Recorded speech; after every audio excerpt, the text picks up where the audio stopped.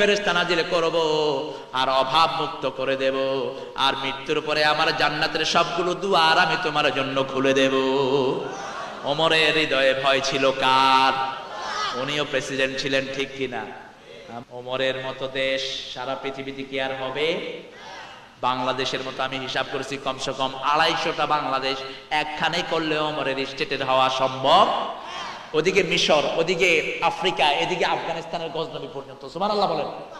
সেই ওমর রাতের বেলায় সবাই ঘুমায়, ওমর রাতের বেলায় এশার নামাজ পড়ে রাস্তায় হাঁটে।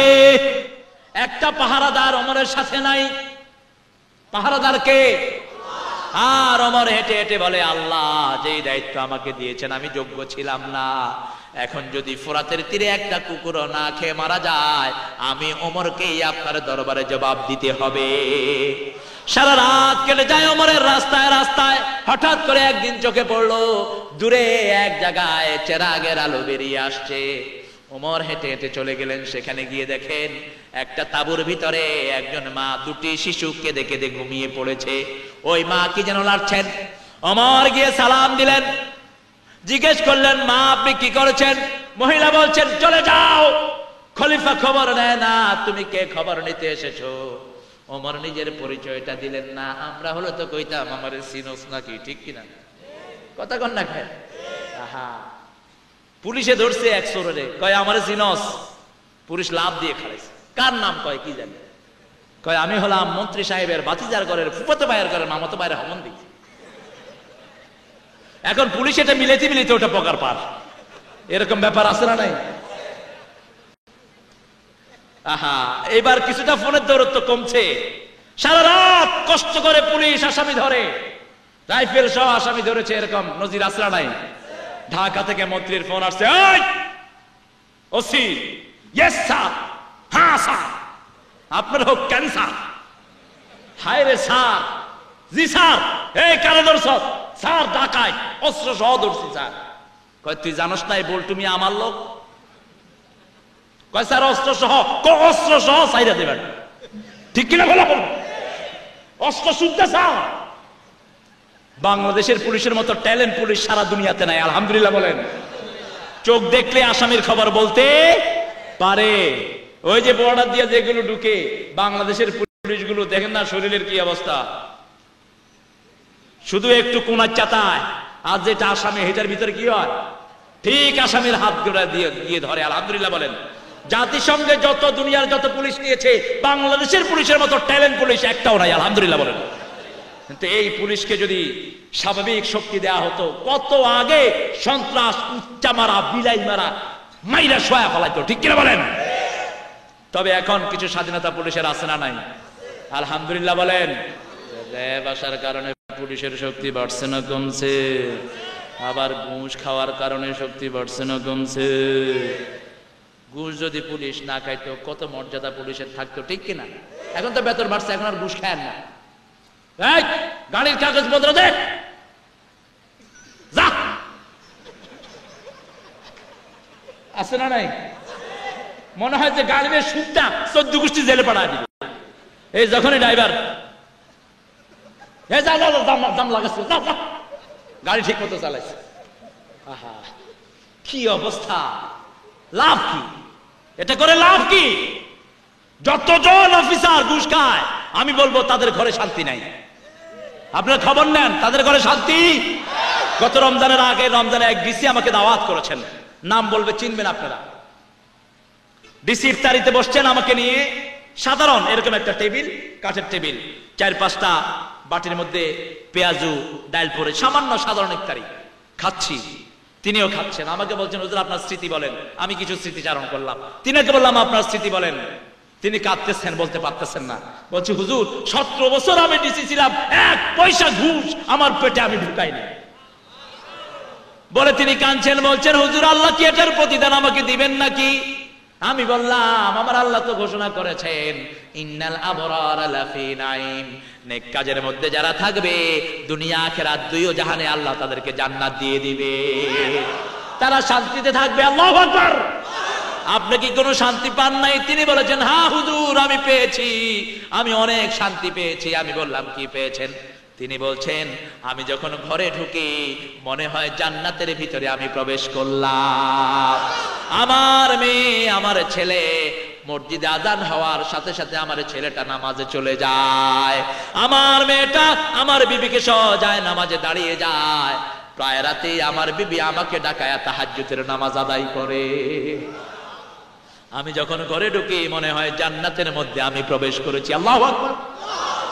আরেকজন ডিসির দাওয়াতে গেলাম, আমাদেরকে যেতে হয়, ওনারা আদর করে দাওয়াত দেয়, এত ইফতারি। আমি বললাম ছেলে মেয়েরা কই? কয় হুজুর বইলেন না, যতক্ষণ অফিসে থাকি ভালো থাকি, ঘরে ঢুকলেই মনে হয় জাহান্নামে ঢুকলাম। বললাম কেন? কয় পোলা দুইটা গাঁজা খায়। কোন সময় এসে ঘরে সওয়ার হবে আল্লাহ ছাড়া কেউ জানে না। মাইয়া চুল কাটে, বউ কোন সময় কোনখানে যায় আমি নিজে হদিস। আমি বললাম ভাই হারাম খাওয়া বন্ধ করে দেন, আরাম নাজিল করে দিবেন কে? হালাল রিজিক যার পেটে আছে তার শান্তি বেশি না কম? রিকশাওয়ালার শান্তি বেশি না কম? যেখানে সেখানে ঘুমাতে পারে কি পারে না? আবার যখন সারা দিনের শেষে ঘরে ফিরে যায় তার মুখে গান আছে না নাই? ওই যে নৌকার মাঝি অল্প পয়সা সারাদিন পায়, আবার নামাজের ওয়াক্ত হলে নামাজ নৌকায় পড়ে আছে না নাই? বাড়ি যখন ফিরে যায় তার মুখে সুন্দর সুন্দর কথা আছে না নাই? মন মাঝি তোর বৈঠানে রে, আমি আর বাইতে পারলাম না। আলহামদুলিল্লাহ বলেন। আর এই দুই রাস্তার পাশে যত মিল মালিক আছে সবগুলো বাড়ি যাওয়ার সময় ডাকাইতে চেহারা আছে না নাই? সালাম দিবেন, কেমন আছেন, সুবিধা না? তোর সুবিধা জীবনেও হবে না। তুই সরকারের ইলেকট্রিসিটি চুরি করস, গ্যাস চুরি করস, শ্রমিকের পয়সা মাইরা খাস, ঠিক কিনা বলেন? আমার নবী বলেছেন তিন ব্যক্তিকে আল্লাহ নিজে আসামির কাঠগড়ায় দাঁড়া করাবেন, আল্লাহ বাদী হবেন কিয়ামতের ময়দানে তিন ব্যক্তির বিরুদ্ধে। কয় ব্যক্তি?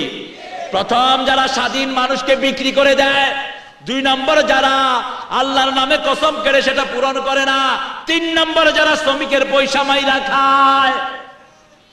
আমাদের দেশে আছে না নাই? কারেন্টের বিল আসে 10 লাখ, দেয় 50,000, আর 50,000 ঘুষ, 9 লাখ শেষ, ঠিক কিনা? কথা বল না কেন?